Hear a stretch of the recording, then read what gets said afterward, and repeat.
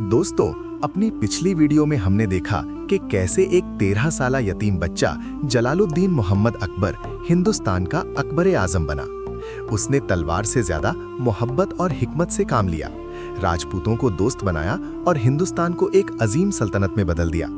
लेकिन हमने ये भी देखा कि इतनी बड़ी सल्तनत का मालिक अपनी जिंदगी के आखिरी दिनों में बेबस था। उसके अपने ही बेटे शहजादा सलीम जहांगीर ने तख्त के लिए बगावत कर दी थी।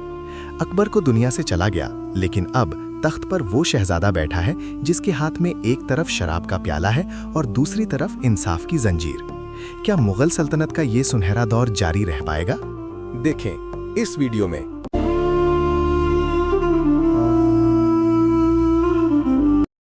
1605 में अकबर की वफात के बाद नूरुद्दीन जहांगीर बादशाह बना।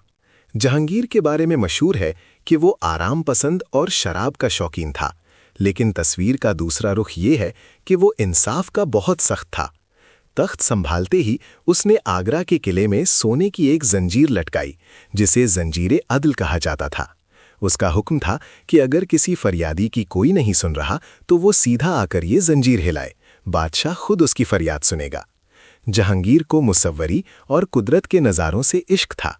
उसने कश्मीर को जमीन की जन्नत करार दिया और बागात लगवाए।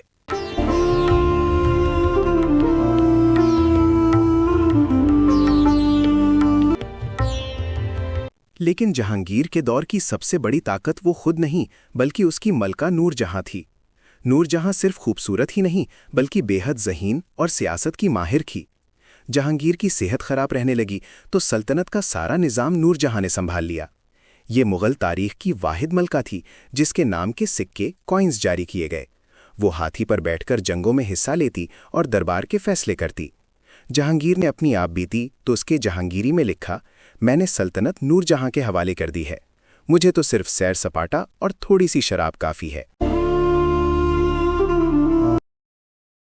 1627 ई में जहांगीर का इंतकाल हुआ। इसके बाद तख्त के लिए फिर जंग हुई और इस बार बाजी जीती शहजादा खुर्रम ने, जिसे दुनिया शाहजहां के नाम से जानती है। शाहजहां का दौर मुगलिया सल्तनत का सुनहरा दौर, गोल्डन एज माना जाता है। खजाना दौलत से भरा हुआ था और अमनो अमान था। लेकिन शाहजहां को जंगों से ज्यादा इमारतें बनाने का जुनून था। इसे मेमार बादशाह, आर्किटेक्ट किंग भी कहा जाता है। उसने दिल्ली को दोबारा आबाद किया, जिसे शाहजहां आबाद कहा गया। वहां लाल किला और दुनिया की अजीम जामा मस्जिद तामीर करवाई। लेकिन शाहजहां का नाम तारीख में जिस वजह से जिंदा है वो है मोहब्बत की एक अजीम निशानी, ताजमहल। शाहजहां अपनी बेगम मुमताज महल से बेपनाह मोहब्बत करता था।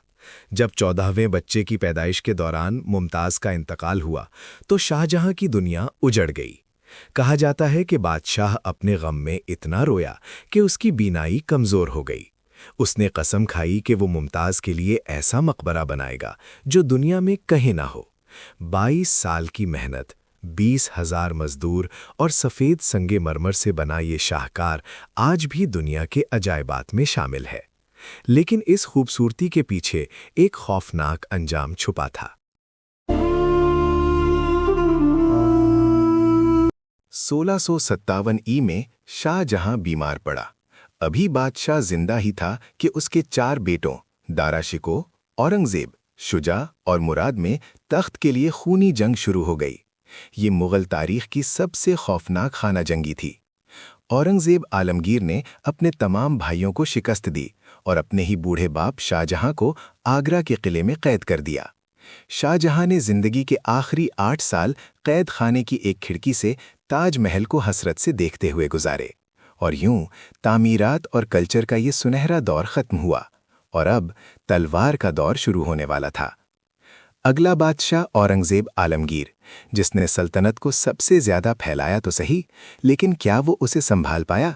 देखिए हमारा अगला और अहम तरीन हिस्सा, औरंगजेब, मुगलों का उरूज और जवाल का आगाज। हमारा अगला और अहम हिस्सा, औरंगजेब, मुगलों का उरूज और जवाल का आगाज जरूर देखें।